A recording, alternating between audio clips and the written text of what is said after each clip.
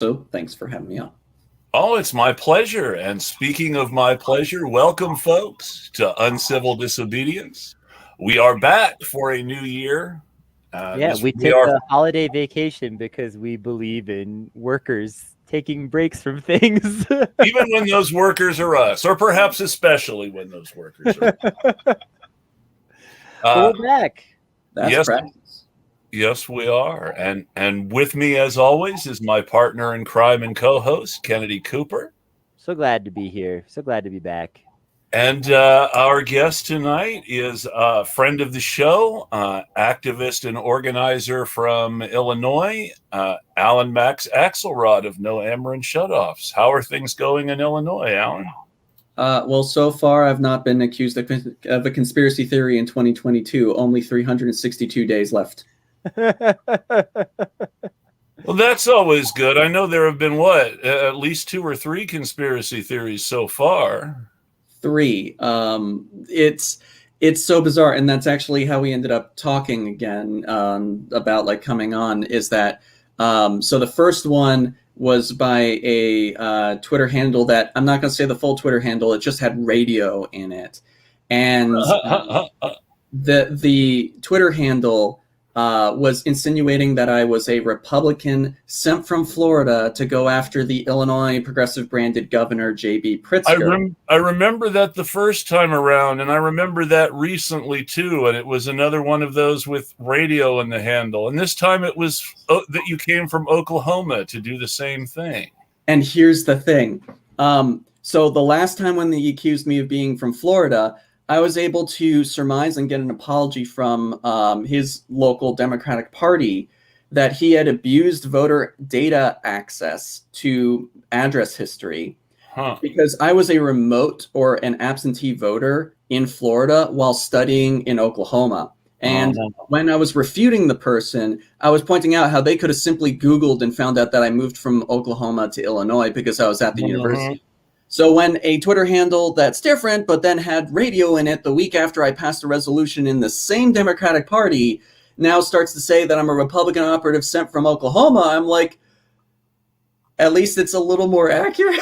I don't know what to say. That's something, yeah.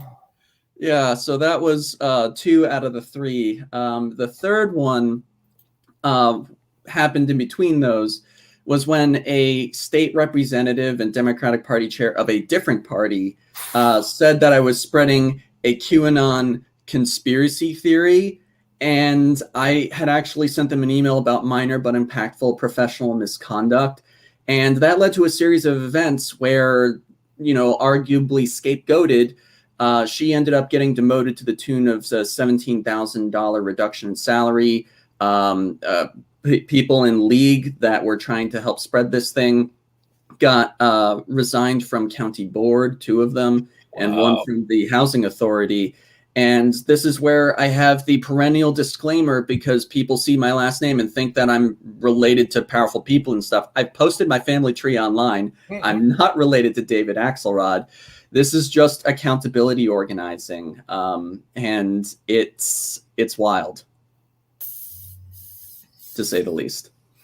Even if you were related to David Axelrod, I mean, why does David Axelrod want to tank Pritzker for the Republicans?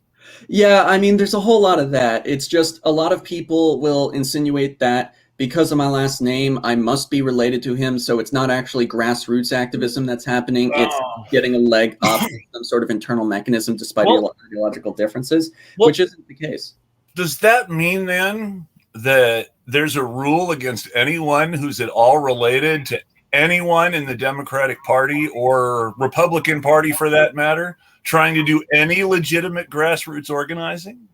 I think there's reasonable suspicion and fear given the proximity, but other than that, I think it's totally okay if folks are actually socialists or actually dedicated grassroots activists. But obviously, that makes the difference. Yeah. I will just say that when David Axelrod came to Central Illinois, I was there with a cardboard sign saying, "Not my Axelrod." For the record, I think we always have to be open to new generations of even the worst families being different. and things like that. Not saying that that's your situation, Alan, Oh, but just in general, I just want to say, like, even if someone comes from a horrible political dynasty, even if you're a Pelosi, and you're like a 18-year-old Pelosi niece right now, and you're like, you know what? Actually, fuck this. I'm a socialist. I still support you.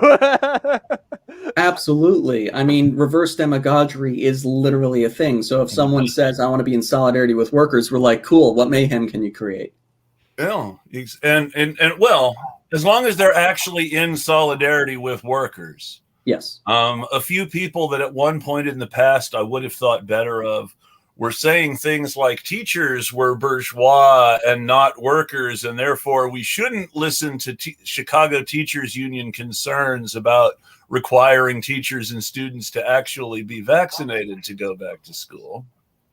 While at the same time that we should absolutely support the so-called working class uprising against vaccines that actually had a lot more to do with things like the John Deere and Kellogg strikes. I mean, in academia, you see all sorts of weird ideas, and I guess if someone wants to corner off their own space of thought, well done at a new genre of horror. Yeah, but one of the people saying that we had to show solidarity with the working class vaccine protesters was Richard Wolff, who I had thought better of. Oh no! Yes, it was pretty depressing. He's had some bad takes before, but not that bad. Damn. Jeez. I think he saw as a chance, and I don't know. It's hard to tell. My sources say different things. My sources say that some people, some of whom we know and have argued with ourselves, are definitely working for someone. Other people are definitely fans of those people. And then there's a handful of troll accounts who I've noticed. And if I describe the general behavior, some of you may recognize them, but I generally believe they're troll accounts because they're always on the more right-wing side of any dispute. They always insist that anyone who disagrees with them is liberal. And they often try to shoehorn the working class into exactly the sort of middle class stereotypes about the working class that mainstream Republicans and Democrats already preach to everyone. It's like, what? So more than anything else, what is there to possibly gain from saying that both political establishment parties are actually right about who the working class is and what they want? I mean, where's the upside in agreeing with them there? I mean, they just like the portion of the working class that donates to them. I don't really like the working class. So, one could still agree if you actually believed the definition of working class. Well, and I've said this before. The Democratic Party is a party of middle class types who are very out of touch with even the quote unquote lower middle class, to the point where they believe that their plumber or their electrician, who might actually in some cases be better off than they are, but that's a whole other story and a whole another argument for another place. But they think that their plumber or electrician who owns their own business and employs other people is working class. And they don't think of the person in of the people who work at McDonald's as working class at all. They don't even think of them. They assume it's teenagers and old people and don't understand that because of the way our political system works, there are people who have now made careers at McDonald's. Yeah, there are people that have worked at Walmart for 15 years, just being a middle manager at some store and making like $31,000 a year and raising a small family on that. And that's working class. You know, like, I mean, it's better off than some folks. It's even a little better off than myself. But it's not that, you know, you're not making that much money if you're just like a, you know, assistant store manager or some department head at a Walmart somewhere in the middle of nowhere. Even beyond the management people, let's not forget that some people have made careers of working at Walmart and have worked their way up to that middle management position from associate. Oh yeah, that's what I'm talking about. Yeah, there are people, and I mean, Walmart was my first job out of high school, so I know what I'm talking about. There are people that, you know, were working there that had been working there even at that time. That was 2008. Even at that time, back then, there were people there that had been working there for 10, 15 years and had made a career out of it already in better economic times. So this is 10 years later in much worse economic times. You think there aren't people that have been at Walmart and CVS and McDonald's and Chick-fil-A and all of these other terrible companies for like 20 years and, you know, made a career out of it because they just had to find something? Of course there are. Hey, the fastest way, I don't know if the statistics have changed, and I'm not recommending people go out and do this, but if you want to become a millionaire, and even this way it's hard, but if you want to be a millionaire, your best chance to actually become a low-level $1 to $5 million millionaire is actually to go to work for McDonald's, work your way into the management program, go to Hamburger University, and get a loan from McDonald's to buy your own franchise. And you're more likely McDonald's to become out a millionaire doing that than most college graduates with expensive degrees. Oh yeah, because you're not going to have a mountain of debt that, you know, you're just paying off to no real end. You're going to have a specific debt that is for owning a business, which is a very different kind of debt, because that's the kind of debt that pays for itself. At least, you know, ideally. Well, so let's put it like this. How often do you see a McDonald's franchise go out of business? It happens, but it's rare. It's very rare. Yeah. And the reality is, although they will let you, you know, buy your own rope and hang yourself with it to some extent, because they are just trying to make money off of you at the end of the day as a franchise owner. You're not that special to them. You're only a little bit special, like this much. They still will like try to help you like select a place that's actually going to work, and you know what I mean? Like, it's all going to be part of a system. Like, you don't just throw a dart at a map. You work with their corporate structure and everything. It's all The thing about a franchise business is, because your customers are actually your franchise owners, it actually benefits you to still benefits you to provide services to your franchise owners in a way that it does not benefit most chains to offer services to managers. Well, I mean, what it's doing is it's baiting the risk of the loan that they're providing. So they calculate the interest on the loan based on the risk and the profit that they want to have. And everything that they can do to reduce the risk increases the return on investment. So it's a mathematical motivation. Exactly. Yep. Which is not to say that I think McDonald's is a great corporation. It's a horrible corporation. There is no better tale of people in business together simultaneously deciding to cheat each other than the McDonald brothers and Ray Kroc. I mean, we're going to give you the sole rights to sell our franchises. And then a couple years later, he runs into McDonald's franchisees in a state he hadn't gotten to yet, who have already purchased their rights directly from the McDonald's brothers and had to be bought out for Kroc to maintain his monopoly. They ended up going to court over it. And there were all these disputes between Kroc and the McDonald's brothers, and Kroc and other people who were in business with the McDonald's brothers, with the McDonald brothers in the end thinking that Kroc was trying to steal everything from them, and Kroc in the end thinking that they were completely bad faith grifters who had very nearly bankrupted him. Jeez. Which is hilarious considering everybody involved got rich. It's funny how that works with rich people. They have these grudges over things where it's like, but you all became billionaires off of that deal. And they're like, yes, but I should have been the bigger billionaire. You don't understand. Well, I mean, isn't there an experiment where like someone was offering a primate grape, and then another primate that did the same thing got a cucumber and upset it? Like, I'm vaguely remembering that. Well, there's a TV commercial like this where they give the two kids vastly different ice creams, and then, okay, you're right, we'll give you one like the other kid in order to make a point.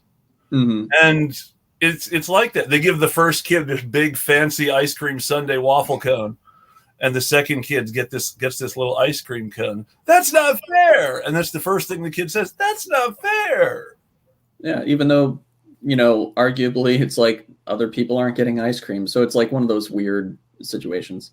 But I mean, on that, from that in that immediate point where you give the one kid the fancy waffle cone with all the extra stuff, and you give the other kid the plain ice cream cone, while there may be bigger emergencies and crises and injustices in the world, I mean, that kid's not stupid at that point, right then and there in time. That kid knows that they're getting the short end of the deal. Yeah. Yep. Yeah. I wish we could be as smart as that kid and compare our ice cream cone to that of the billionaires. Well, I mean, that's where there's all these other shiny things and stuff that they say is better than an ice cream cone. You just have to pay for the DLC or the whatever to get it. Speaking of billionaires, I'm assuming that since the conspiracy theories have started up again, they haven't impeached J.B. Pritzker yet. Yeah, so like it's a documented fact that we pointed out when we're saying there's a conflict of interest. Like, I cannot think of a more nuanced statement to say that we at least have a person who has a conflict of interest. Like, that's not hard to imagine. So potentially multiple overlapping conflicts of interest. Yeah, and that can get super dicey because the thing is, it's like a lot of people get distracted by like all these different peripheral companies and stuff like that, to where like everybody who wants to take a pot shot at him will say like, well, he owns a medical corporation, so obviously he benefits from COVID. That's obscene. Like, that's ludicrous. But the thing that is actually the case is that he had inherited about 24+% of his wealth because we hadn't adjusted for inflation, and that would actually increase the percentage in terms of his current net worth from Berkshire Hathaway Corporation. Yes. And Warren Buffett has gone on the record in saying utilities aren't how you get rich, they're how you stay really rich. Yes. And the fact that Berkshire Hathaway owns an Illinois utility outright, ships coal to utilities here, owns business partners with a lot of the water utilities. And Berkshire Hathaway is also in real estate, aren't they? Oh, yes, they are. And now, they list properties even in my community. When you've got a company that's into real estate, then that sort of raises specific questions related to programs designed to keep people in their homes. I mean, there's definitely that part when it comes to commercial rent space viability, but I think a lot of their business, at least in my area, has to, like in my region, has to do with the listing services associated with it. So like there is kind of that argument there, but I'd argue that that is getting towards the margins. The main thing is that why is it that our governor came to a community that's estimated to have a population of below 40,000 the day after they passed a resolution asking him to stop utility shutoffs, where he then lied about his ability to stop utility shutoffs? We got reporting out from a local mainstream news outlet fact checking him, showing that he was lying. Stock prices plummet for Berkshire Hathaway and several other utilities the next day. And then when he doesn't do anything, they go right back up. Then he comes here again as the city of Urbana is considering a resolution to vote on utility shutoffs, and he's trying to project all this optimism, stuff like that, and we, pass that. And it's just the focus on this small neck of the woods is a little odd, unless if you realize that I'm the campaign lead of this coalition effort. Like, he's definitely there for other reasons, but his remarks are prepared. And he had a very nuanced lie that he said. He said, I don't have the ability to stop utility shutoffs like that. In Illinois, you can only have the executive branch issue executive orders for 30 days in duration when it comes to emergencies. And so by saying like that, he was trying to imply that the media person who was asking him that question was trying to say a multi-month moratorium with a single order. Mm-hmm. And so when we explained that to the journalist, she was like, all right, we'll run with the story. And that was basically it. And Pritzker was then 45 minutes late to his next press conference, where he's almost never late. But there was also like this one really odd instance where, a governor should be used to the fact that activists are going to show up at his press conferences. Like, he's in Chicago all the time. They stop traffic there with beds in the streets for the Lift the Ban Coalition. It's great work. So it's like, so why did suddenly the animus come across from somebody close to his live stream's microphone when we had activists in Springfield, where the phrase "let them go to hell" was uttered as our activists were being expelled from the press conference?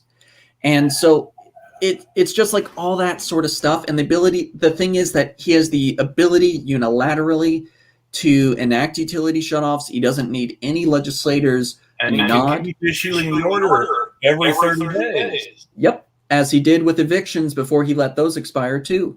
So like the thing is that that's the conflict of interest that we're pointing out here. It's like, this is a progressive government. Yet unlike California and unlike New York, where they actually have extended these protections, and at one point Texas even had protections that we didn't. Kentucky had protections that we didn't. Like a lot of states that you wouldn't expect. And Illinois just hasn't been able to do that. And it's down to a person. And so that's why the conflict of interest is worthy of discussion and worthy of saying maybe we should have a state investigation here. But that wasn't even the thing that they accused me of saying that was a conspiracy theory. The thing that they said was like, I had sent an email about minor but impactful professional misconduct. Like, people were being jerks and bullying people. And they insinuated that that was a conspiracy theory. Like, that's the weird thing about it, is that they were trying to distract from this total other fight where we have now had over 190,000 households, utilities disconnected since July of last year, where we have had a warm December, which means that Ameren, Illinois, and the other utilities in our state are allowed to shut people off despite the fact that it is the winter months. And we have the highest COVID caseload in terms of our 7-day average we've ever had, both in the country and in the state. And a lot of people forget that when you were talking about a seasonal disease, what are you really talking about? Are you talking about a disease that's getting more virulent during the cold months? Because I don't think that's the case. I think it's the case that people are being dehoused through utility shutoffs, and then that makes it so that they can't wash their hands, they can't socially distance, and they're moving into friends and family's homes. And anytime you have friends and family aggregating, you see increases in COVID. In Illinois, we've had over 2,000 cases a day, which is high for us, since August 3rd of 2021. And the only times that the caseload started to get back down was after a couple of shocks abated and got absorbed. But the thing is, the holidays sort of ramp things up. So I'm getting into the weeds just a little bit, but succinctly, yeah, we know that kids went to school and that increased COVID caseloads. Yeah, we know that there was Halloween and that increased COVID caseloads. Yeah, we know there was Thanksgiving and that increased COVID caseloads. Yeah, we know that there was Christmas and New Year's and that increased COVID caseloads.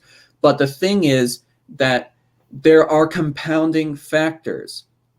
If you have a baseline of a couple hundred cases a day, and then you have, say, July 4th celebration, you don't see that caseload fluctuate all that much. But then you start utility shutoffs, and you start to see that people are now moving into each other's homes, sending their kids to live with somebody else to avoid DCFS, the Department of Child and Family Services, from getting involved, and all these different measures to keep themselves safe when they can't live in their home anymore, and COVID caseloads increase. It's the same underlying mechanism. Yeah. And that makes me think that in any other state that we don't have the numbers on, but we know that evictions and or utility shutoffs are happening, that's very likely contributing to those states' high numbers. And here's the thing. There are almost as many households, I would argue, at risk of utility shutoffs and at risk of eviction. The reality is that evictions can only proceed at the pace of the court. Yeah. And in some cases, utility shutoffs are just button presses. Yeah. Sometimes they send people over, but we're talking orders of magnitude difference. So, for example, this is also one, I just want to point out, this is also one where it really varies a lot by state, and a lot of states have almost no protections. If a utility company shuts you off, you may not have much recourse. There are a few places like where I live, California, and a few other states that have some kind of protection where if the utility companies just shut you off without going through a fairly, detailed process that takes some time, where you are going to be clearly informed of the dates and things like that, that you could, potentially sue them and win lots of money, even in some cases, if they were to shut off your gas in the winter, and then you were able to prove that they didn't notify you. But some states, they can shut you off in 3 days, and they don't even have to tell you anything, basically, and that's their right. And so, evictions are always going to be this process where it has to go through the courts. And even if your state's laws suck more than some places, like Arkansas, for instance, has horrible tenant laws, and you can be evicted really, really easily in Arkansas, and you're very rarely going to win those cases. But you could still drag it out for the full 30 days and make them not out on the street. Not in Arkansas. It's not That's 30 true. days. It's not. But you could still drag it out for however many days that you could. Yeah. And there are, even in Arkansas, there are ways that if you were legally savvy or you had a lawyer on your side, that you could drag it out longer. And so you have those options. But with the utility company, they just turn your shit off, and there's no negotiation. This is not something that's up for debate, really, once it happens. No, well, I've been the person whose job it is to try to get people to pay their bills. Oh, geez. So I mean their utility bills, phone specifically, not electricity and gas. But the phone company will absolutely cut your service off if you don't pay them or you don't abide by your payment arrangement. Yep. And here's one of the scary things. Like, all these different utility services, they're regulated at the state level, you would think. But one of the obscure realities is that they're actually, if not regulated by a professional association, arguably lobbied by a group called the National Association of Regulatory Utility Commissioners. It's a nonprofit. And so when you look at all these protections going away and they just happen to happen at similar times, you can find presentations where they're telling people that these are recommended times, and they have different different people they're calling experts there to tell them that it's okay. And that's where you get these absurd things, like on April 1st of all days, the Illinois Commerce Commission in 2021 voted by their own initiative to reopen, to allow utility shutoffs again. And by the way, like in the space of 21 days, we forced our governor to clean up their mess somewhat by appropriating $112 million to only stop utility shutoffs to the legally categorized as vulnerable households, basically. It worked, actually. Like, it sucks that they let it happen to a lot of other people, but our caseloads went to the lowest that we ever had when that program was there. And you can kind of see, especially if you're concerned about a conflict of interest, why this option would be amenable once we've pressed his hand. Because it's just giving money to the utilities. Like, there's nothing more to it. And they still get to have shutoff fees for all the not vulnerable folks, for all the people who hadn't received subsidies in the last 3 years. So they're able to rake in more cash that way. But how we forced his hand was we had passed a resolution in Urbana and an initiative in Bloomington, 2 different city councils in that time period. He went from on April 5th, where he had come to Urbana or to Champagne, saying that he was only going to use vaccines, to 17 days after that saying, oh, I found $80 million. Then we kept passing resolutions and suddenly it was $115 million and then they only spent $112. So, like one of the things that politicians will tell activists all the time is like, why are you bothering me? This is them. And what we've been able to show is that, no, you are very much part of a system and we are demanding that you advocate, that you stand up for our residents and all this sort of stuff. And when they do it, it works. I don't understand what's so hard about this when all the time corporations will be like, oh, I lost a little money because it fell out of my pocket. Please, you gotta send me a big fat check, government. And then the government's like, oh yes, of course, right away. We can't have you losing money and being unable to create jobs or whatever. So what are we proposing at the end of the day? Just give these corporations money so that people's utilities don't get shut off. We're not actually proposing anything ultra radical. We're just telling them to do something they already love to do. Send checks to your corporate masters that want money. What is even so difficult about this? That's the part that just shows how shady all of this is. I'm pretty close to arguing actually for, nationalization or state takeovers of all for-profit utilities at this point. Well, I would say that you shouldn't give a clean pass to co-ops and things like that because they have in some cases arguably less regulation too. So it's like it's literally an unjust system. Like that's just the only way to talk about it. But if we have the ability to, I think the agitprop video that we had come out with does a decent job of tying into this. What's the big deal about giving money to utilities to like keep people safe? Because there's actually a federal policy that we are in the process of garnering more support for, called the Maintaining Access to Essential Services Act. And the video basically explains like a lot of the context, I guess. Now, I'm going to bring this up because this is worth talking about. It's thinning the herd. The rich want a lot of people dead. It's not that they don't care. They care about money. There's some truth to that. It is a fact that Charles Dickens put the words, if they are going to die, then they had better do it, and decrease the surplus population into Ebenezer Scrooge's mouth for a reason. That is precisely what the capitalism of the day, as preached by Thomas Malthus's disciples in the business and political realm, preached. You should keep working class people at the subsistence level, and you shouldn't do anything at all to help people who didn't work, because that was just surplus population. Let them get by however they can.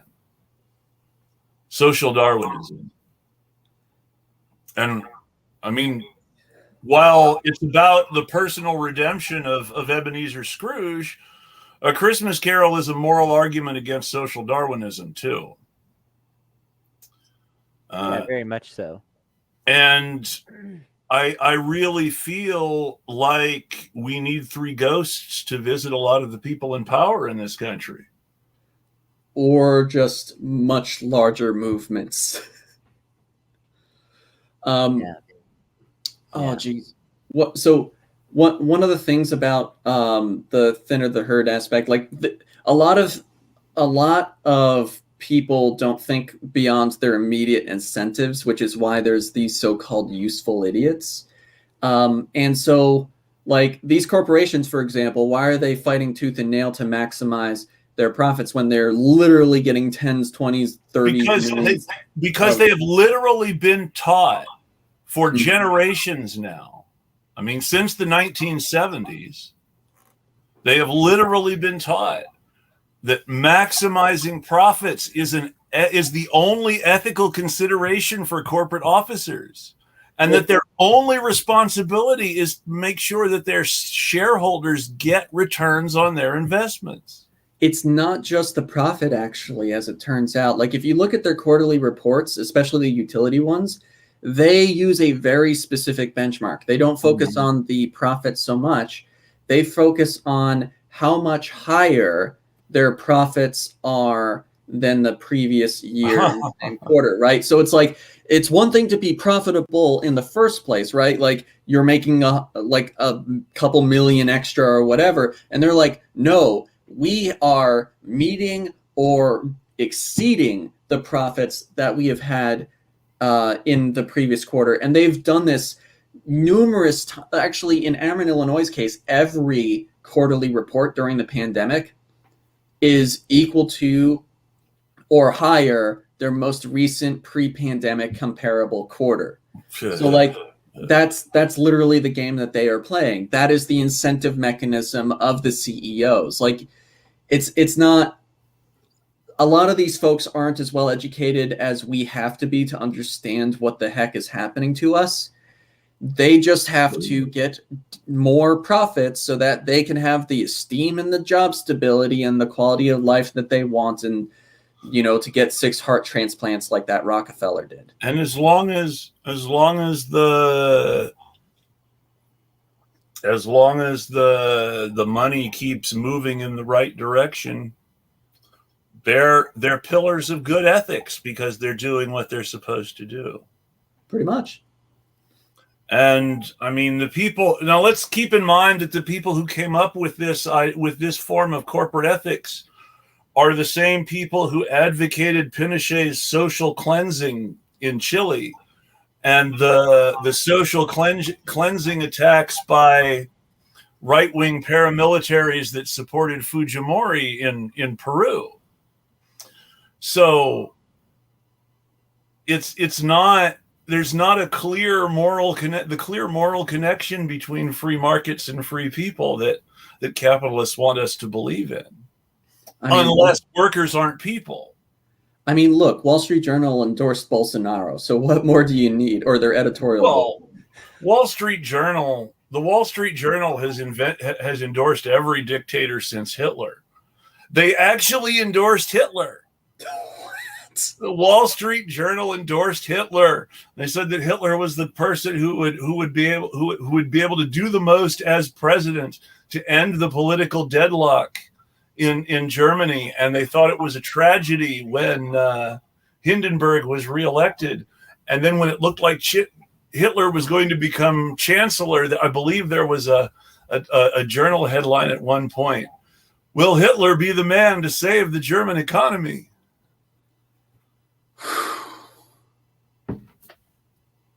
Well, ain't that sort of did in the short term. It really helped Prescott Bush's investments. Yep. Jeez. Yeah. It's but bad. Yeah, that's rich people are bad. Turns out rich people don't believe in freedom of individuals at all.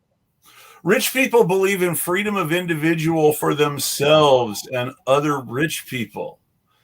I mean, so you have to understand that the thing about class conflict is that in theory, for it to work, classes have to stick together.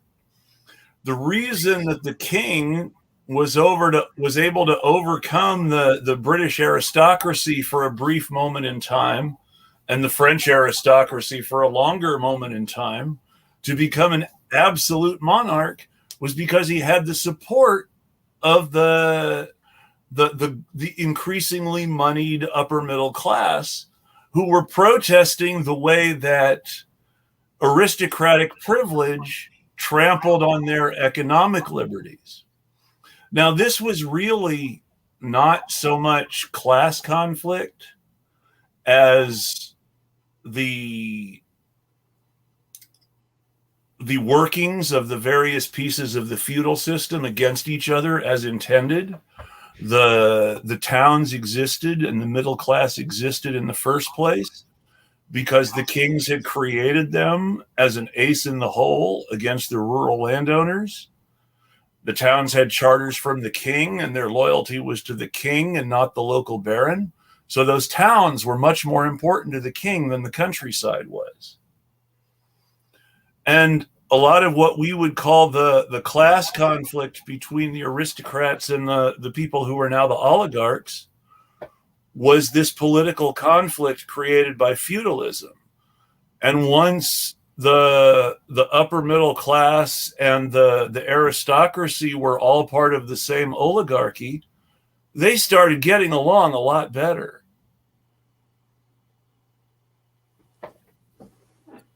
And with no king, it's easier for the aristocrats and the oligarchs to league up against the rest of us, because there's no king for them to be scared of and to league up against.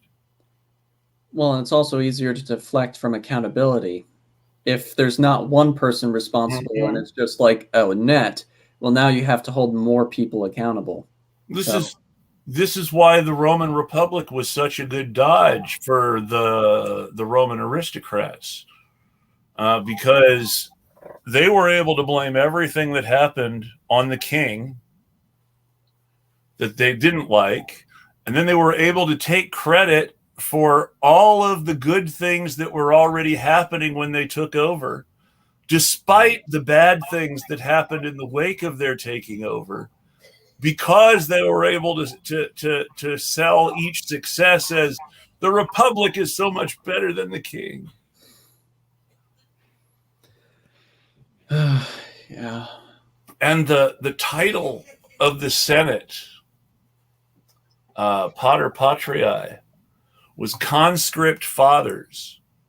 So the idea is that the Senate wasn't some willing self-appointed body, but they had been conscripted by society because in its great need, they were the people best able to serve the needs of the Roman state. And they took their position as conscripts very seriously. And that mythology that senators were conscripted by the state rather than a ruling class that served its own interests was very successful as long as things seemed to be going well. And when class divides yawned wider, people started supporting folks who were more opposed to the system as it functioned. I mean, one of the things that people lose track of is how the Roman Republic had already reduced itself to willing irrelevancy in a series of power conflicts for control of the whole ball of wax, or even just trying to block people who might have different ideas, to the point when someone like Julius Caesar wanted to legislate things that made sense, people actually brought laws to the books just to stop him from passing laws. And a lot of the things that happen, and I'm by no means saying that people need to emulate Julius Caesar, but the things that happened were seen as a victory, despite the fact that Caesar was tremendously aristocratic himself, and was as blue a blood as was possible in Rome at the time, without being a member of several families that were essentially extinct by the time Julius Caesar came along. So he was as aristocratic as you could get. Julius Caesar's reforms and political and military successes against the Roman aristocrats were seen as on behalf of the Roman people against the Roman Senate in many circles.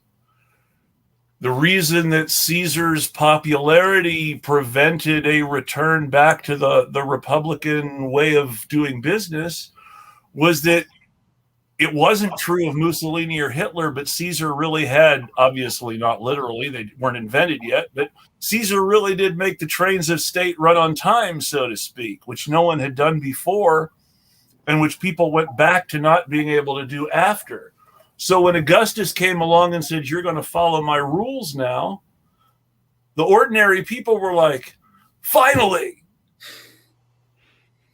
And it's very important to remember when reading the Roman historians that all of the Roman criticism of the Julio-Claudians is by aristocratic historians who sided with the Senate, and in many cases were from senatorial families. And their purpose was to make the Julio-Claudians look bad in order to give more legitimacy to the Antonines. And also to Vespasian and his family before the Antonines. What are the Antonines? I'm sorry. Okay, Roman history. Sorry. So the first emperors were all related, usually in-laws or steps of, were all related in some way to Julius Caesar or to Augustus Caesar through blood or marriage. Augustus was Julius Caesar's great nephew.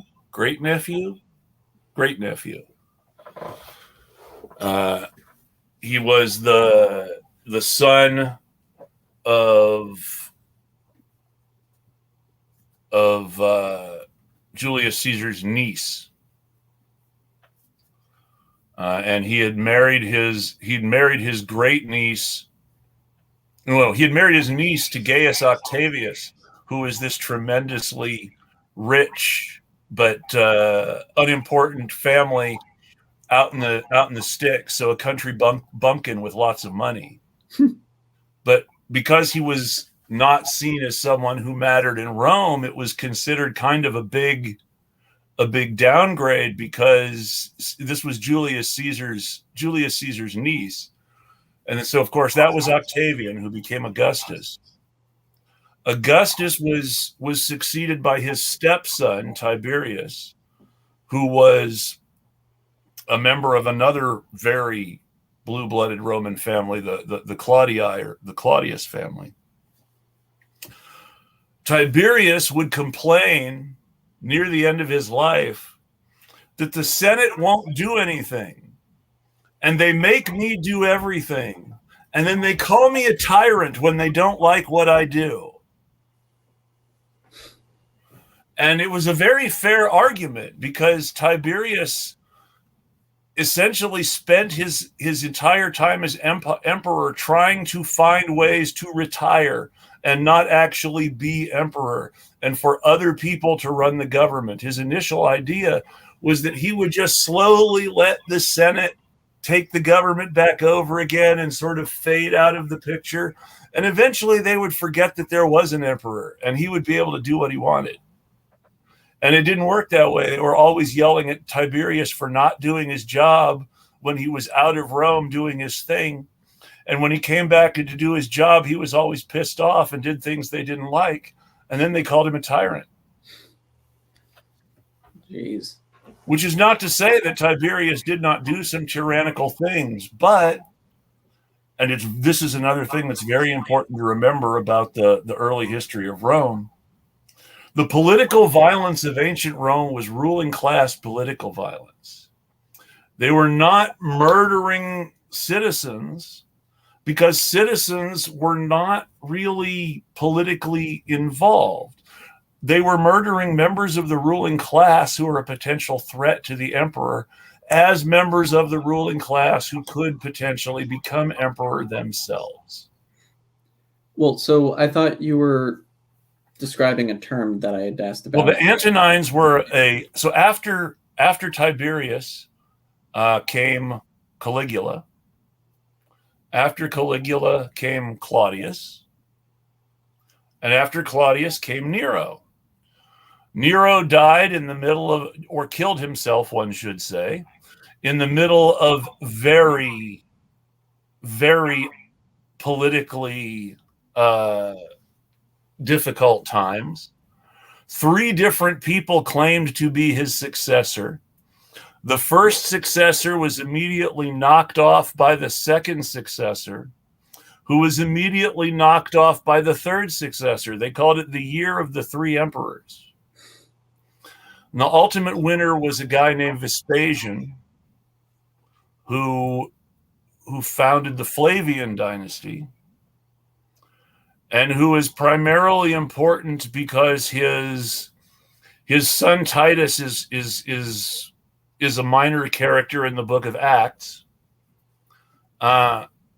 His court historian Josephus wrote a great deal of contemporary information about wars between the Romans and the Jews in Palestine at the time.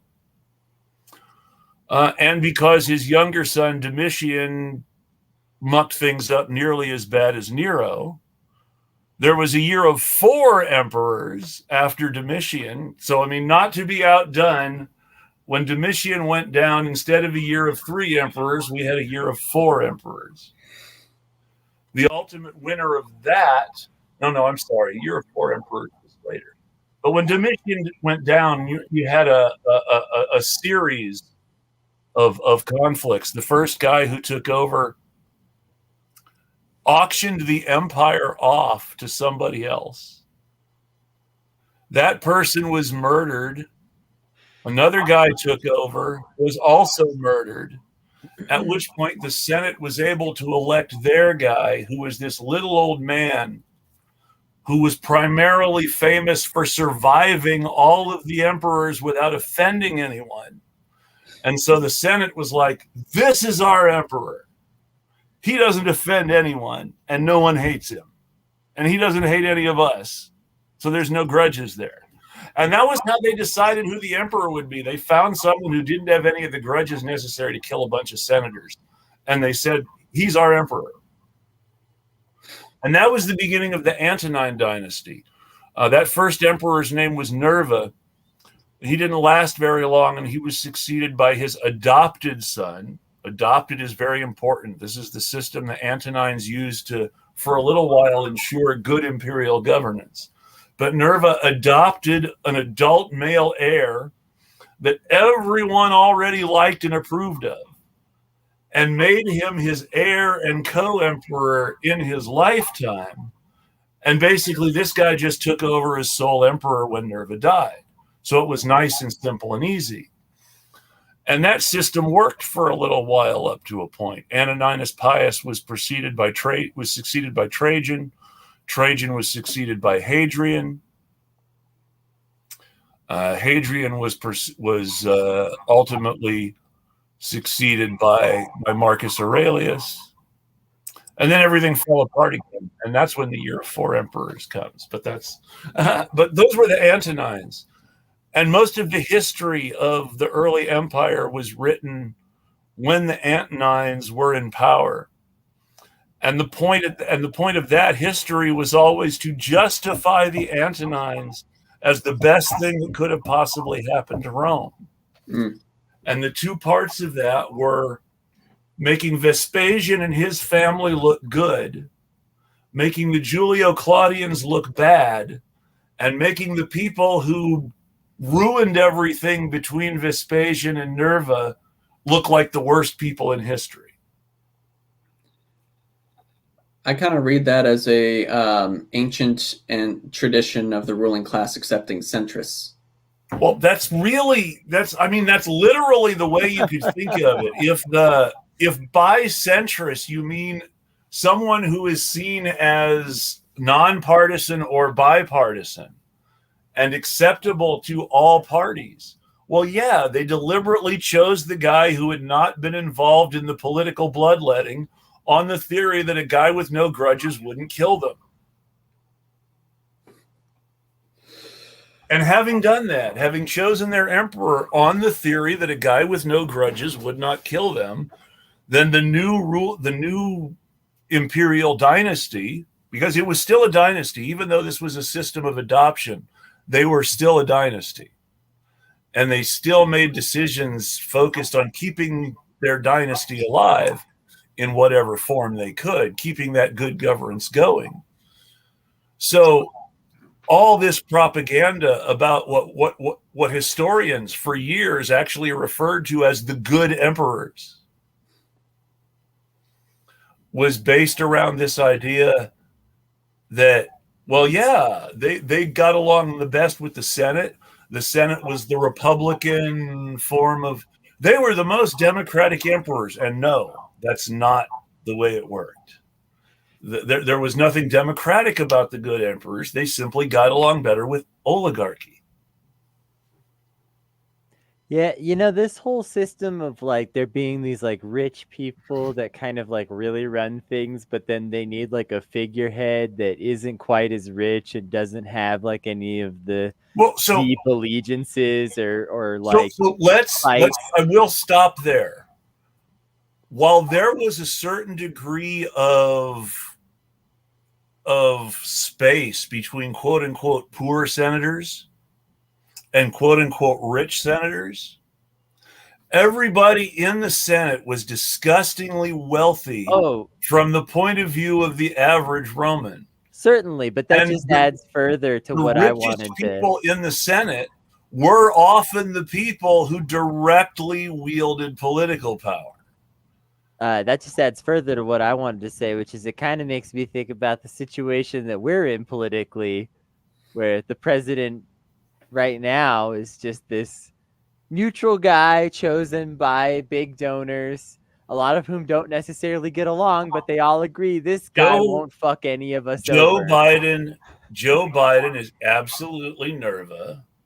And he's already adopted Kamala Harris as, in theory, Antoninus Pius. And the problem is that nobody is really reassured by Kamala Harris the way that they're meant to be. I don't know. I think the inclusion of Kamala Harris was less about the forward-thinking stability and more so about winning the one particular race. No, there was forward stuff going on as well, because of Joe Biden's age, there was always going to be a natural assumption, even if untrue, and which Joe Biden has tried several times to dispel himself. But there was always going to be a natural idea that there was a strong possibility that Joe Biden's vice president could end up being the candidate in 2024. Right. No, I definitely agree with that point. I just meant in terms of the sort of elephant in the room, which is the atrocious polling that was associated with that, which was almost forecast by the primary results. Let's really talk about that, though, because this is a perfect example to talk about who actually won or lost or gained anything from the whole Kamala Harris debacle. Because Biden managed to make Stacey Abrams arguably the best short-term choice if you want a black woman who can swing votes in an important Senate state. He made her look bad on TV. He made her look bad on TV when she thought she was there to be announced as the running mate, and he made it clear she wasn't. I missed that. A so-called progressive lawyer in Florida who's actually a big donor to moderates and centrists and Republicans, but who represents progressive causes in court. which is probably why he likes moderates and centrists and Republicans in actual power, because that gives him more chances to try progressive cases in court as opposed to them actually being passed by, politicians. But a progressive lawyer in Florida who's supposedly kind of a big thing in the Florida political scene was saying, no. Kamala Harris made Joe Biden look bad. It needs to be Val Demings. And Val Demings is a literal cop, a literal bad cop to go even a step further. But a literal cop. She went from police chief of Orlando to the representative of that district in Congress, while her husband went from county sheriff, a position that he occupied while she was police chief, to county mayor, a position he occupies while she's in Congress. I mean, I know some weird things, like state representative and mayor is actually in Central Illinois too. Like, people just accept that people can be in two different branches of government like that. Like, what? Yeah, it's really weird. But in this case, it's the family. It's really the ultimate definition of a political power couple, because they're both elected officials in the same county. One's a state and one's a county, but they're both elected officials. I mean, there's elected families in my community as well. Sure, no, I know. So, for example, when I mentioned the state representative getting demoted and a county board member resigning, mother-daughter. Hey, I got one for you. All the political Udalls, whether they come from Colorado, New Mexico, Arizona, or Utah, are all a descendant of the same Mormon family from Utah. Yep. Good old Tom Udall here. Maury Udall for years. Forever. Maury was Tom's dad. Yeah. And Tom's brother was in Colorado, like Maury. And there's some Udalls in Arizona. And there's some Udalls in Nevada. And there are still some Udalls in Utah. Yeah, Beto O'Rourke, you should learn from the Udalls. That's how you be a political family right there. Rockefellers. I thought it was high school Spanish. I thought that was the way into office. Sadly, no. It helps to be related to somebody with money. Which, I mean, being in a political family was the actual number one requirement, of course, for joining the Roman Senate. Being a member of a rich political family that had been in the Senate for generations. This is where you just go, tradition. Yes. Yeah, right here in New Mexico, just recently, when our Senate seat was open because Tom Udall finally retired, who gets ushered into that seat? Why, it's Ben Ray Lujan, the cousin of the governor. And in fact, the main progressive competition to that she was forced out of the race very obviously by the party. So, he was just basically handed that seat. So it went straight from one political family right to another, cleanly handed off by our governor to her cousin.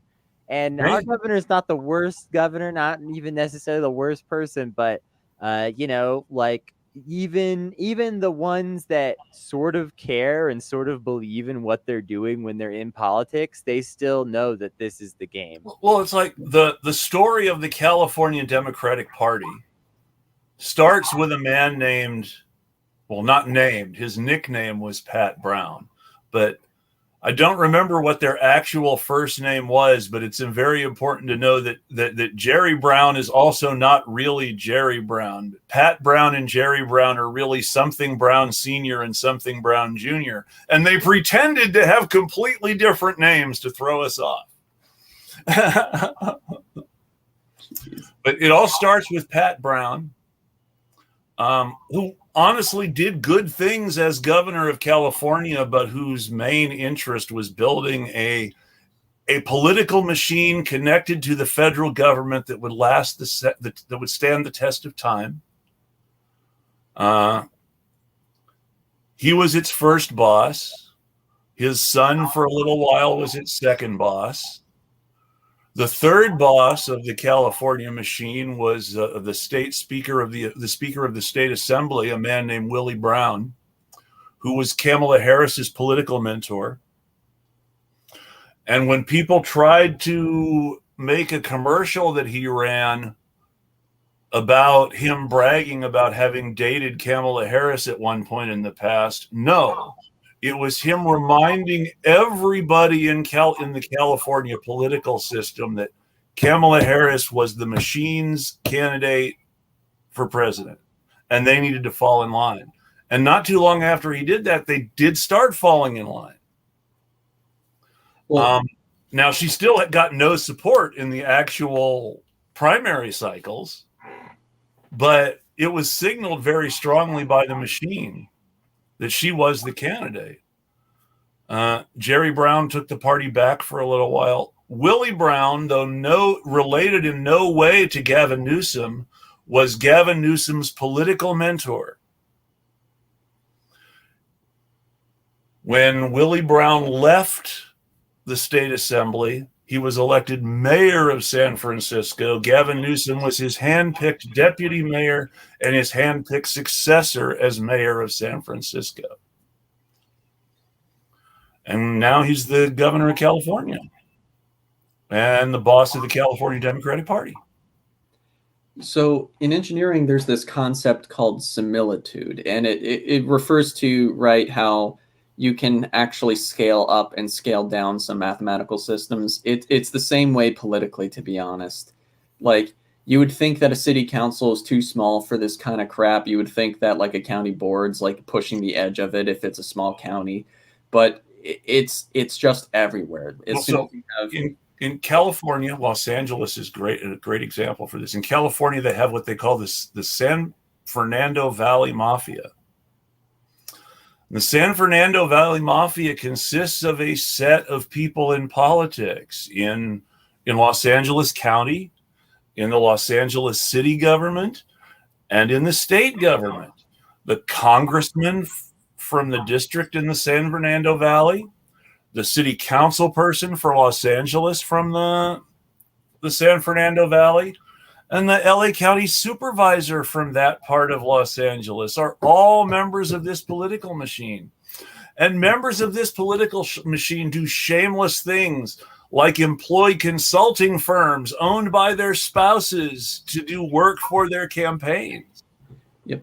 Like there's wide acceptance that legality is fungible, especially in the political sphere. It's like earlier today, I was just having like, it's just stupid political theater at the end of the day. Like, I don't even have to go into the specifics of it, but it's just like, I keep having to tell people who, like, the larger your community is, like, the more prospect that you will have some support in holding folks accountable because there's just more people. But the smaller the community is, the less probable that is at all, and the less relevant the law is at all, unless if you can get outside attention, which they don't care because you're a small fish community. So like there are constant violations of the law that happen here by our electeds for their convenience.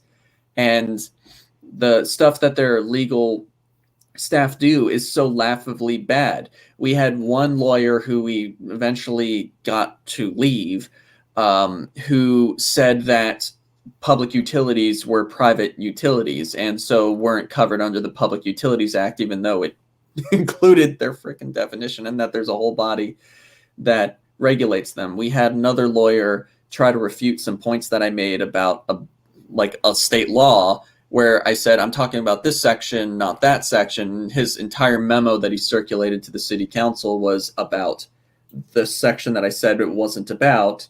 And then the mayor was touting that as a refutation of everything that I said. And I'm just like, you really think that this is going to matter in the court? Like, what the hell are you doing? So there's there's a line in one of Shakespeare's plays, the second,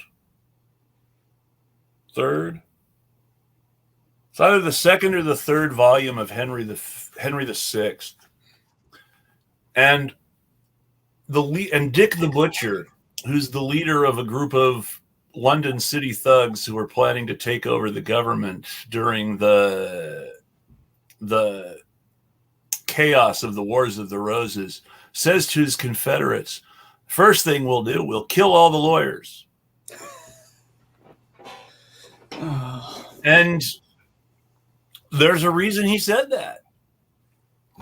And one of the things is that while it was different points of law, the whole fundamental conflict of the Wars of the Roses was dealing with arcane points of British succession law about who was really the rightful king. And so there was a legitimate idea that, it's the lawyers coming up with this stupid crap. If we just get rid of them, things will be a lot simpler. And while that's a form of scapegoating, it comes closer to the truth than many other forms of scapegoating. Though that kind of law is sadly a symptom rather than a root cause with an easy fix.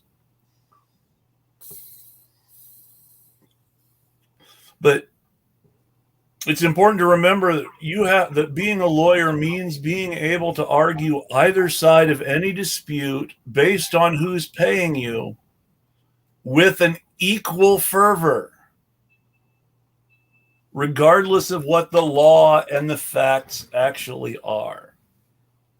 I mean, the only benefit of doubt there is they at least get to choose whether or not to accept the client for the position. But yeah, like, the most cutthroat of them are the least principled among them. Well, I mean, hey, when even so-called progressive law professors like Elizabeth Warren choose the worst possible clients when they're in a position to literally be able to pick and choose which cases they do and do not try. I mean, and that's something that it's fair to say about Alan Dershowitz, too, because he was a law professor of similar standing to Warren at one point. Try as we might to forget it now. Lawyers of this standing choose their cases, have the power to choose their cases. No one can make them take a case they don't want. The only thing stopping them from taking a case is money or their ideals. When someone like Alan Dershowitz chooses to represent in Epstein, that tells us something about who Dershowitz is as a person. That's not a decision that he was forced to make by his extreme need. And it was not an idealistic decision made based on Epstein's right to an attorney.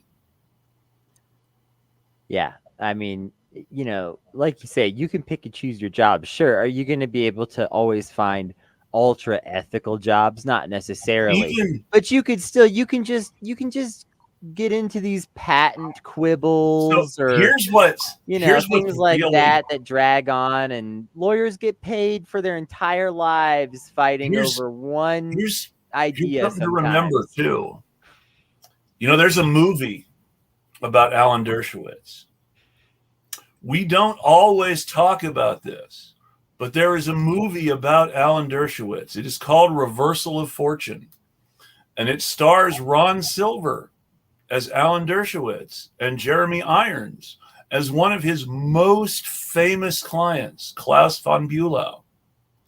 Now, what makes the von Bülow case interesting is that Klaus von Bülow, at the time Dershowitz represented him, was technically indigent. His share of the inheritance that he had expected to get from his wife had been blocked by his wife's family. When Alan Dershowitz chose to defend Klaus von Bülow for his wife's murder, he was choosing to do so pro bono out of his ethical ideals as a lawyer.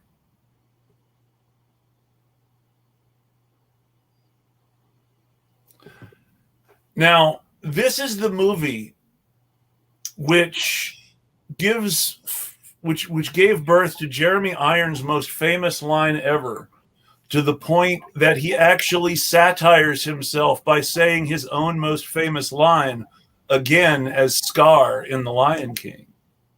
But Ron Silver, after meeting Klaus Van Bulow and talking to him and trying to get a feel for him, Alan Dershowitz looks at Jeremy Irons, and Ron Silver, as Dershowitz, says, "You're a very strange man." And Jeremy Irons, as Klaus Von Bulow, looks right back at him with this big smile and says, "You have no idea." And most people think that Von Bulow was probably guilty. Gossip columnists in New York had a field day with his alleged guilt during the trial. And Dershowitz was convinced that Von Bulow was being horribly mistreated because his wife had died and he was rich. Except he wasn't rich. His wife's family had blocked the inheritance. He was not a rich man. He was someone who conned his way through the New York social scene based on his reputation as a critic in various publications, but never really made a lot of money. He was entirely dependent on his wife's money and on the inheritance he thought he was going to get. Until he was actually found not guilty and the court said, "No, you can't block the inheritance," he wasn't going to get anything. Wow. So Alan Dershowitz's most famous case was a pro bono defense of a probable murderer, in which he got him off and allowed him to inherit a little bit of money. I mean, pro bono doesn't even exactly cover it, because actually it was pro bono.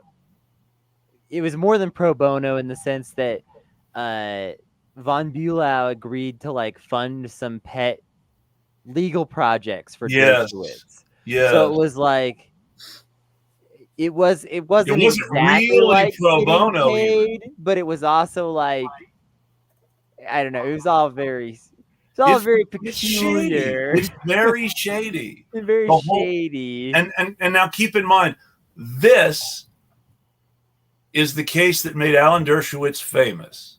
This is the case that Dershowitz himself considers his most important contribution to American jurisprudence. This defense of a man suspected of killing his wife for some very good reasons.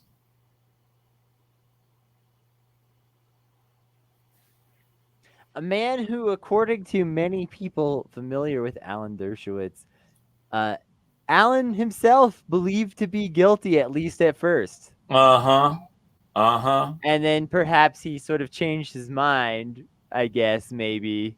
Yes. Possibly. Or pretended to.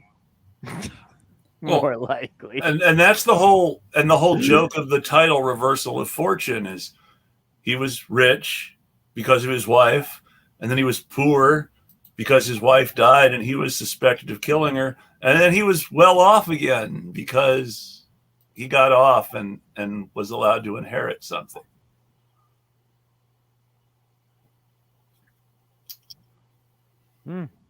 But yeah, no, that's who Alan Dershowitz is. Shady. I mean, and you can say things about F. Lee Bailey or Robert Shapiro or Robert Kardashian or some of these other famous lawyers that aren't necessarily great, but even those guys don't have quite the same level of shadiness as Dershowitz. But Dershowitz is the one who had the movie made about him until they finally made the OJ movie. The thing that I think a lot of people forget is folks like Dershowitz are actually not that rare. It's just the opportunities are rare. Because like a lot of the stuff that we've had to do accountability organizing wise, we've dealt with folks that just absolutely the reality doesn't matter to them, that they can get people to believe things that are like documentedly untrue, and they use this to destroy organizations. They use this to try and promote conspiracy theory. Like, it is so obscene how pervasive that is. To where it's like, when you get into matters of moneyed legal action and whatnot, of course there's going to be an Alan Dershowitz or something like that, because it's just like, these folks are everywhere. These behaviors are everywhere. It's true. Like, it's one of the reasons why on so like, I know that the DSA is not infallible or anything like that, and I agree. The onboarding process for my local, though, actually goes into abuse literacy because of how frequently we have encountered those behaviors. And that way, at least people can hedge against the possibility about being gaslit by one of their own, and instead might find someone who understands and recognizes those same behaviors. Yeah, I definitely know that happens. I know from some of the experiences of some mutual friends with, or at least acquaintances with, their DSA chapter in Atlanta. I know that there's a lot of that going around. All I can say is that there is likely a national investigation, and I haven't the slightest clue of where that all starts, and I feel sorry for everybody who got drawn into that when they just want to see a better world. Yeah, really. Yeah. That's, hopefully at some point we'll get to have one of my friends from out there on to talk about it when they can. They can't really talk about There's still stuff, as I understand it, there's still stuff ongoing people can't talk about because they're still trying to get their organization off the ground now. Well, there's that, and then also, I mean, this has turned into a serious fight with I know there's there, because lawyers involved now. Yeah, it's a real serious fight now, and it sucks, because who wants to have to do something like that just to try to like keep an org that was doing good work continuing to do good work instead of being wrestled into the hands of idiots?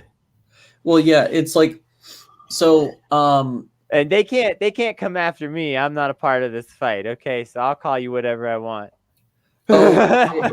If you make it into their group chats, they'll try to have a field day. But one of the things that I'll say is, it's like, it's wholly possible to organize outside of the DSA. Like, most of my organizing has been done outside of DSA. It's just that if there is an existing organizing structure that's democratic and the people are well-meaning and they're willing to adopt certain protective mechanisms, it's as good a space as any. So it's just subject to the people, really. Well, and what? Well, it's the people and the mechanisms. That's the thing that I'll warn people about, is that, you know, your chapter of DSA has the ability to decide some of its own procedures and systems and things like that. You know, like Atlanta DSA was even considering things like getting rid of having a singular chair and having like 2 co-chairs or some other structure.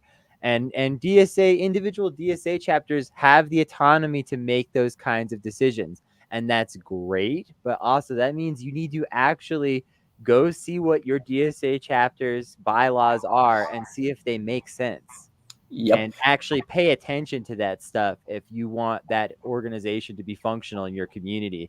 Because otherwise you'll walk in there and you'll think, oh, this might work out. And then after a little while you realize, oh, we don't really have elections. It's just this council of people that rule this little club. Somebody, I will say that the more I learn about DSA as a national organization, and the more, despite the way things change, they actually still stay the same. And also the fact that in many ways the realignment that they were working for has completely happened, but hasn't resulted in any of the things that it was supposed to result in. Well, so what I'll say is there's a lot of reasons that there are gunks in the works. And one of the things that I have to say is like what I would love to someday see is where each local, as they form relevant bodies, are then plugged into the national, where they can send members in good standing to those various bodies. That's not how it currently works right now, and that allows for the same cautions that people have with, say, parasocial relationships. It allows for that to just get dialed up to 11, because now it also involves organizational resources, endorsements, autonomy, and all that. I happened by accident once, because I was doing some research on specific campaigns against specific people by specific factions within DSA. And totally by accident, I ran across the website /blog of a group who calls itself the North Star Caucus. Oh, no. Oh, no. Now, if you want to believe the worst possible things that people on the more wild and socialist end of the left say about DSA, just read what the North Star Caucus actually says and take it at face value. And you are left with the impression the people who are saying that DSA is some weird Democratic Party grift are totally right. I mean, listen, I might defend the DSA some, but also I still consider them center-right. I am a centrist. I'm in the exact political center of this country because I want Medicare for all, and I want to lower the military budget, and I want to do a lot of other things that are popular with more than 50% of this country. And because the DSA can't even agree to do all of those things, they are center-right. That's how I view all this. But I'm just shitposting. What I really wanted to say is that I think honestly one of the biggest problems is just that being in leftist organizing is really frustrating because we don't have any power. And I think that when I say we don't have any power, Allan's like the perfect counterexample to me saying that. Like, we actually do have a lot of power when we organize effectively, and it's really important to try to do that and like make that work. And when, projects like No Ameren Shutoffs are able to like actually keep people warm during the winter during a pandemic, that's meaningful. And, that starts with just a handful of people just like sending emails and shit. Literally one person originally, this guy down here. But at the same time, we don't have a lot of power as leftist organizations. And I think that's one of the issues we have that makes all of this so frustrating, is that we're fighting over so little. Like, realistically, if the DSA actually had like a caucus in Congress and it was like 30 Congress people or something, or like 20 Congress people, we'd be willing to fight. We'd be willing to fight over all of this. It would feel different. I think that's the thing that's so frustrating for a lot of people with their local orgs, whether it's the DSA or something else, because there's plenty of other local orgs that have this problem in various people's towns. I could name a few here. Is just that feeling of like, damn, I'm going to spend all year fighting over an org whose annual budget is $572. Go ahead. So I want to say something about the word centrist as it gets used in politics. Lenin had definitions of what he considered centrism, and which was really more being too far on the right, and ultra-leftism, which was being so far out on the left that what you were talking about was in no way practical. Now, when I read, obviously I feel differently about independent chapters, individual chapters. But the feeling I have about the national organization, which anybody who has this feeling and who read some of the websites for some of these other caucuses would come away with the idea that DSA is an organization of Friedrich Eberts who are patting themselves on the back, assuring themselves that they're Lenin. And for people who don't get the historical reference, Friedrich Ebert was the first president of the Weimar Republic. He was a member of the Social Democratic Party of Germany. He was the person, while he did not specifically give the order, he was the person widely seen as responsible for the deaths of Rosa Luxemburg and Karl Liebknecht after the Spartacist rebellion, because the people who put down the rebellion were acting on his orders. And when they decided to kill the leaders, it was therefore essentially Ebert who was responsible. By no means a revolutionary. His main goal was to get serious respect for Germany as a liberal democratic state which could solve its problems through parliamentary fashion. And he was more concerned with proving that they were a viable liberal democracy than he was with actual social democratic policy. He was extremely centrist to the point where he didn't actually try even a lot of reform. Lenin was defining centrists as people who were working only for parliamentary reform and not paying any attention to revolution at all. He was actually counter-revolutionary. But some of the people who think they're Lenin are in that Friedrich Ebert category right now. Well, so what I will say is that a lot of the caucuses are bark. If you look at the grassroots activism that has come out of the DSA, BDS, and Palestine Solidarity Working Group, like that, I think exceeds the sway of any one caucus. I think you're right. In the DSA. And so what I think is starting to happen is, like, yeah, you start to see these folks in caucuses first doing a lot of these different think pieces and deifying the academia or the upholding of existing power.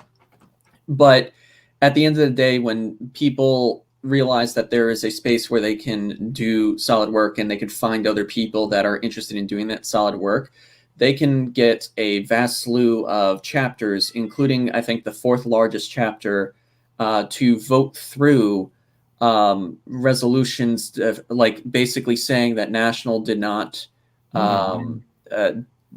act in accordance with our values, basically. But the one thing that I will say there is, like, there were other organizations that are trying that would have voted, but there are things that people haven't learned because of electoralism. And it's not in the sense that because people are involved in electoralism, they are beholden to a set of systemic pressures. It's actually because during an electoral campaign, communications works a heck of a lot differently than in an issues organizing body. And that includes how to hedge against burnout, attrition, and whatnot. Like, I'm still going to organizing trainings where people tell you to fight for that yes, when I have found more positive experiences with enfranchising people's no in terms of their long-term engagement and activism and development.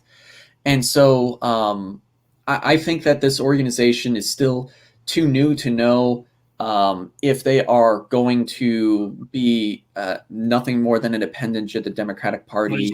Well, there's also a class problem between the middle class liberals who know that this organization was always intended to be an appendage to the Democratic Party and want to keep doing it, and grassroots working class people who feel differently.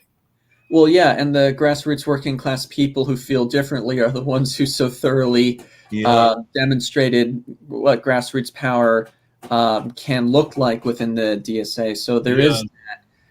I also want to apologize. If you're hearing a bunch of scratching, that's my cat on the other side of the door just saying, like, let me in. But the thing is that even with No Ameren Shutoffs, like almost 1 in 4 of the member organizations Yeah. are DSAs, Oh, even though it's no. not a Definitely. DSA coalition, right? And one of the most recent orgs that joined is the Chicago DSA, which Yes. is really huge, right? That's a big deal, yes. So, well, I just meant the size they're local. The Yeah. deal is a product of how well we are able to project demands with True. each other there, right? Yeah. But the thing is that there are going to be more of these style campaigns as people start to see some campaigns not succeeding and then doing debriefs and open and frank discussions with people who really believed in that other model of organizing, and then they see these things happening in tandem. So I'm using purposefully ambiguous language to set the fewest number of people who are probably already upset if they, are just like, if they meet a certain kind of criteria. But it is the case that a lot of people have been involved in electoral style lobbying pushes when there are different models of communication and franchising and organizing that have gone on for longer with a arguably more successful track record. I will say, though, No Ameren Shutoffs has not kept people warm, right? Like, utility shutoffs are happening right now. The difference is that we are still creating more principled liability for the gatekeepers and targets of the campaign, while also building towards a nationwide solution to a struggle that started in a statewide capacity. Yes. So it is one of those things where I do not want to pretend that we are any more than we are. Like, we have for something like 7 months kept people's lights on. We have for another 3 months gotten people money to abate their utility debt, but that was a one-time thing and it's gone. Yeah. And that's where a lot of people are being harmed. That's where we had passed 11 resolutions basically saying we need this reinstated. And we're not stopping. The next vote that we expect to happen is at the largest government that we have gotten a resolution into yet, which is the Champaign County Board. Really interesting thing about that county in Illinois is that this is led by a Republican in terms of the submitting of the resolution. This is a bipartisan effort. And all it took was listening to a county board meeting, finding someone who actually cared about their community and, just has that label and brand loyalty. And that's not to excuse Republicanism in the US or anything like that. But what we're listening for is somebody who, when we tell them how many households have been shut off in their community, they care. We found one of those folks who then got the entire, or at least the majority of the Republican caucus on board. And the Democrats were the ones who actually delayed things, not the Republicans. And that's just wild. I want to get close to wrapping soon, but I will bring up the fact that I have heard rumors from certain corners of the Democratic Party that J.B. Pritzker looks like a great candidate in 2024. Well, especially if Biden is too old and Kamala Harris still doesn't seem to be able to attract delegates. Well, what I've also been told is that a very similar scenario to the nursing home debacle in New York may have occurred in Illinois, according to the People's Response Network, which is a pandemic safety coalition in Chicago. And it may be because of those skeletons in those bags that Pritzker has been in the media multiple times saying he won't run for president. So I guess we will see. But that's interesting. I will go out on a limb. I'm not going to say I have proof or anything like that, but I will go out on a limb and say I think something like that nursing home debacle with Cuomo has probably happened in every state. I don't know, but I hope not. I hope not. I would love to be wrong. like, to be clear, it's not just the mechanism of underpaid nurses not being able to take paid time off. Shielding from it's things like shielding the whole industry from liability for what they do. It's things like sending old people who were initially sent to hospitals back to their nursing homes to infect other old people before they die. Yeah, so that's the particularly pernicious part. That, like, one of the things is, if you look at New York's track record with COVID, this is not to excuse it at all, but to indicate, like, the likelihood of other states to more or less try to do that option under the table. If you look at the per capita COVID caseload and you look at the hospitalization rate, you're probably going to find the states that may have had that similar temptation. Mm-hmm. And so I haven't vetted the information that was suggested by the People's Response Network yet, but I will say that it's led by a medical professional retiree.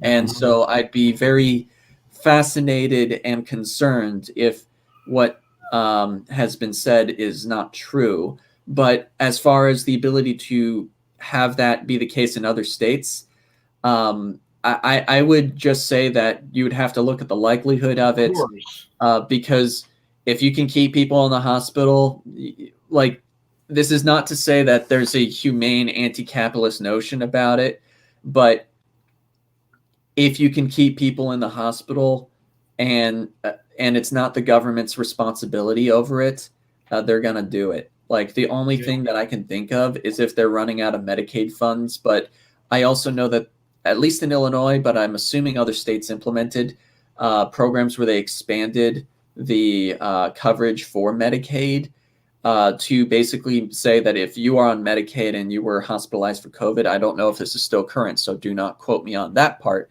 but you wouldn't have to pay at all for your hospital stay. I was unemployed during part of the pandemic, and so I was very much paying attention to how the hell I would stay safe without health insurance or without and with the possibility of being on Medicaid. So I would just suggest that while human catastrophe and slaughter in this pandemic is almost everywhere, there are certain thresholds that just I don't think the same incentives were there for them to do it.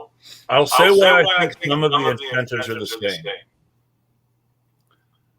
One of the things that was going on at New York at the time was that at least some hospitals were already at what the media refers to as the emergency rationing of care. Or sadly, no, they don't even say it like that. They we're following the emergency guidelines now, and they don't really put it explicitly that this is a rationing of care. However, MSNBC did briefly cover some of the guidelines that were being and directives that were being issued from health CEOs in New York City at various hospitals. And while these are all very normal emergency care condition orders and guidelines, let me just say that if other hospitals reached the same crisis point as those New York hospitals, there is suddenly a massive incentive for sending old people back to nursing homes. Wait, could you run that back again? So New York was rationing care, right? And the specific rationing of care that happens during a health emergency like that works on two tiers. Tier number one is the official public tier, which is, well, we don't want anybody who's going to die anyway wasting care that might save someone else's life. And there is a social Darwinist argument for sending old people home to nursing homes from the hospital just on that level. Right. And then the second level of that, which is the more insidious level, is that oftentimes that what they really mean by likelihood of survival is that they are under a certain age and not black or brown. And that there is an expected ability for them to pay their bills when they survive. So while probable, like what I was saying earlier was that looking at hospital capacity and per capita caseload would be the indicator of incentive, right? Because that's when you would need to ration care, is when your hospital system's being overwhelmed, and there's a large most of the hospital systems in the country have reached that point at least once in this epidemic. I mean, they're at that point right now, but and trying not to talk about it. Oh yeah, no, like they're trying. I was talking to an organization in Missouri, and they were saying that their governor is like saying that the pandemic's, declaring the pandemic emergency over, and I'm just like, our governor, like J.B. Pritzker, pulled that trick too in Illinois last summer, but then quietly was reissuing emergency declarations, and still in which state was it now? Oh no, not even a state. It was MSNBC. MSNBC was talking about the height of the pandemic being, back in 2020 during the election when it was so bad in New York, at the same time that they were acknowledging that New York was setting new records for caseload every day. If you're setting new records for caseloads every day, isn't now the height of the pandemic? Well, so that depends on the measure, and like, for example, there's direct and then there's indirect deaths due to COVID, right? Like when we see high caseloads and we understand that means more indirect deaths, they see, the people who are saying the pandemic is over are going by direct deaths. Well, see, if you went by direct deaths, we are actually at a level right between the first and third pandemic waves, and higher than the second pandemic wave. If you're looking at our national 7-week average.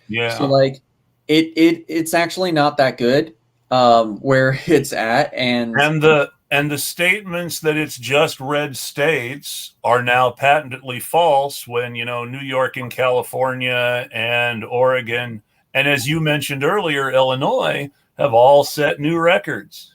Well, and here's the thing. It's been false. In Illinois in 2020, when they were like, oh, look at all these red states in the lead up to the election getting COVID caseloads, we had the highest for like a week and a half. The highest new caseloads, higher than Texas, higher than Florida, higher than Pennsylvania, higher than New York, higher than California. I will take the risk of agreeing with the media and Democratic Party establishment in one small area. I believe that the caseload in Florida specifically, and the death count in Florida specifically, probably is as undercounted as many people in the media have been suggesting it is. However, I also know that California and New York are equally undercounted. So the one thing that I'll say on that end is that for conservative estimates, one looks at how do you undercount in a way where you're not lying. Well, yeah, and then you just say over that number, right? And then the reason that that's important is because when you're still citing stats like that and they are reaching new heights, that's when it's still a useful indicator. So like, for example, in Illinois, we have statistical samples of our variants. We do not test every positive for what variant it is. Sure. And according to our statistical tests, Delta is still growing faster than Omicron in Illinois. And people are like, oh my God, the Omicron spike. And I'm like, it hasn't started for us in earnest yet. Someone else, I'd have to find the links, but someone else showed me numbers. Oh, this is a good question since this is what we're just talking about. Do you think the undercounting is worse now than earlier in the pandemic due to the Omicron variant and how it's affecting testing? I think the undercounting is worse now because of a faulty model related to the Omicron variant, which is overcounting Omicron cases and undercounting all the other cases. So there's definitely that, but like, when in this pandemic have people been trying to buy tests before? Exactly. It used to be that we had wide hours of operations for drive-through vaccination. Or and what happened to that? And their hours kept getting more restricted, more restricted, more restricted. And it's not like the money's been going away. And it's literally that this is an incentive. And so this goes all the way back to that stupid statement that former President Trump was doing about, if you have more tests, you'll have more cases. And people now are suddenly agreeing with that statement, seemingly. And it's like, I've seen that. Right. So like, this is a public health emergency. And so what I would say is that despite the lack of testing compared to where we were in terms of availability, not quantity, because if you look at quantity, it tells a slightly different story. Our measures are the worst that they've ever been. And that's because one of the most reliable measures is if you are in the hospital for COVID. Like, you do not need an at-home test to tell people you are sick with COVID if you are in the hospital for it. So like, and that's one of the things that's increased. 5 out of our 11 health zones in Illinois are at over 90% ICU usage. And that's been the case for almost a month. Which is a bad situation if you suddenly have a big spike that requires a bunch more people to go to the hospital. And based on the numbers that they're showing for some of the Omicron stuff, and based on what I'm seeing about the reporting on the differences between Omicron and Delta, if their models of everything being Omicron and Delta pretty much disappearing based on South Africa are inaccurate, and the real modeling, as it looks like it is closer to the UK, where Delta and Omicron are continuing to coexist side by side, then Omicron isn't necessarily the good news that everybody is telling us it is. Because if Omicron is really less dangerous, then the fact that it's not replacing Delta in the United States is something people should know about. Well, so there is definitely that cause for concern, but it's also the situation where it's like, the reality is we are going to see viruses that live with us better. Yes. Right? The flu is over 100 years old. Yes. And it's way less deadly now than it was then. And that's with a large percentage of the pre-pandemic population going, vaccine, I don't need it for the flu. Yeah. And so, and I say that as somebody who gets the vaccine and got the vaccine before the pandemic and all that stuff. But so there is going to be that sort of mythology around the disease. But the reality of the situation is that South Africa probably doesn't have the same withdrawal of social supports that the EU, especially the UK, has had, and that the US has had. Like, the South Africa was praised for how quickly they were able to find this variant. I'm not so Africa. I'm not saying it's perfect. Obviously, South Africa is a neoliberal country that is still at least somewhat colonized. But I mean, South Africa is a country that, whatever failures its post-apartheid government has had, South Africa is a country that's still working very hard to at least go through the motions of meeting certain needs of its population. Well, yeah, that's the thing, is neoliberal outside of the U.S. is still far to the left of the U.S. Yes. Well, and the ANC was a Marxist party back in the 80s. Yeah. But to answer the other part of the question, whether or not the undercounting is worse, I mean, in the US, it definitely is. If you look at the UK, which has arguably a similar scale of caseload, they are testing more people than we are. Yes. Or sorry, the EU, I should say. Yeah, EU. Well, they're testing more people than we are in the UK, too, despite the fact that they're starting to make the same, well, testing people just keeps the cases going up arguments. Yeah, like where were all of those the virus doesn't care if statements that we were seeing a year or two ago, right?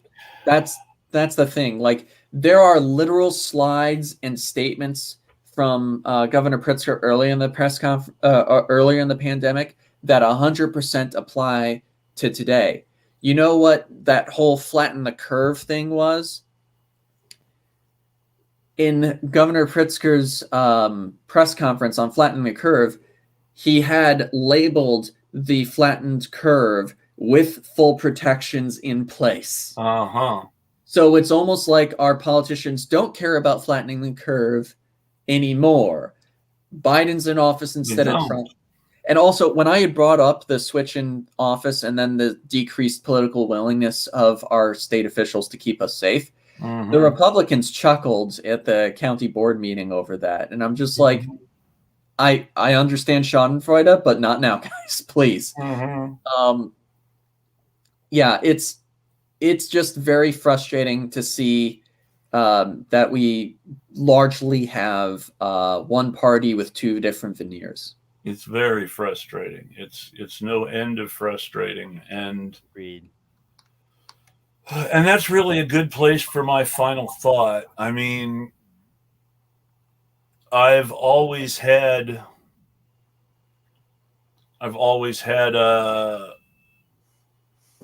a skeptical view of the Democratic Party at best in the first place. But I feel more and more like the donor system has become the tail that's wagged the dog. The Democratic Party's money machine, in many ways, is the Democratic Party now. It's been done that way deliberately.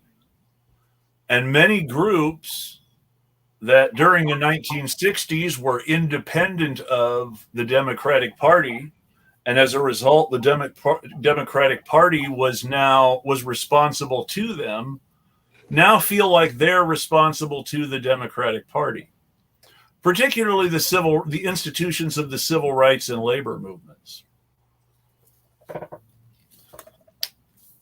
And I think that there is nothing worse in our time right now than the people who should most be pushing at the system, passing on the system's instructions to please just wait a little bit longer.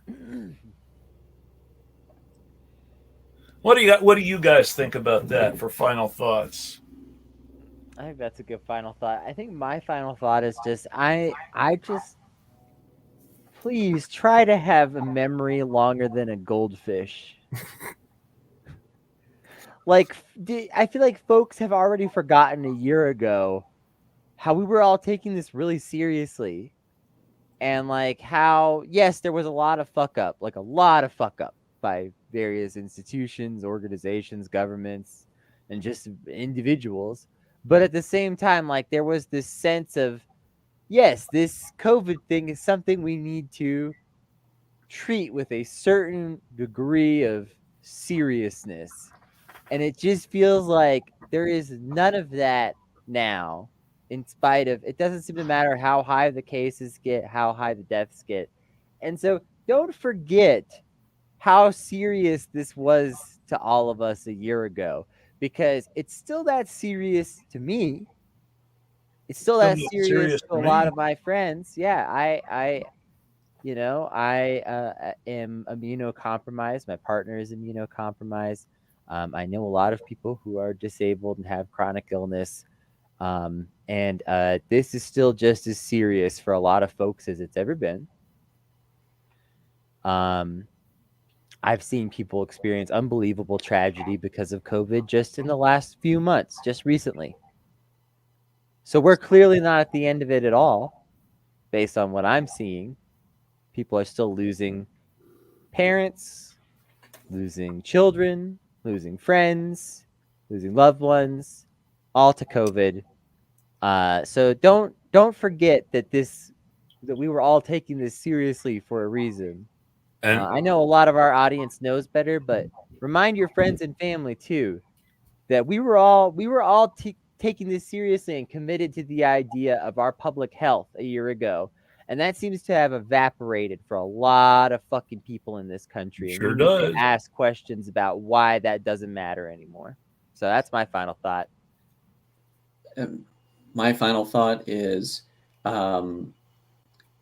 if you are in an organization or know of a trustworthy or safe enough organization to join, get them connected to the civics classes in your public school system and show those teenagers how horrible our society is so that they can start from there, as opposed to on the other side of massive amounts of debt, on the other side of a massive coercive and abusive system, so that we can have folks from the most free that they will ever likely be gearing up for the escalating class war that we still have in this country. When we presented in the DSA capacity to our high school here, we gave a whole presentation where we never said the word voting until we asked them, did we say the word vote? And so every single win that we've had on the pandemic, every single workers program win that we've had, every single win, they could do right then and there. And we made sure that they understood that point. And they've done lit drops with us, and we're trying to see how much further we can organize. That sounds great. I like that. Definitely we need to be propagandizing in the schools if the military is going to be doing it. Oh yeah, and we actually showed, the military recruiters exploit you. Don't fall into the trap. Talk to us instead. Yeah, no. One of the best things ever, and it doesn't get covered nearly enough, is that during the Johnson presidency, Jane Fonda and Donald Sutherland did a peace tour where they did stand-up comedy and communist lit drops to groups of anti-war soldiers.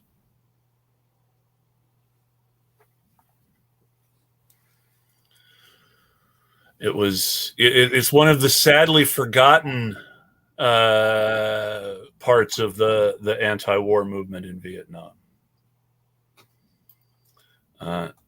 I think that there's potential there. And on that note, I want to thank everybody who joined us and who listened to us talk about utility shutoffs in Illinois. Keep in mind that utility shutoffs are happening in other states too. If there is not an organization doing something about it in your state and you know some people who organize, talk to them, see what you guys can do. There's definitely a need there. And while Allan is right, and they have not kept anybody's heat on for a little while now,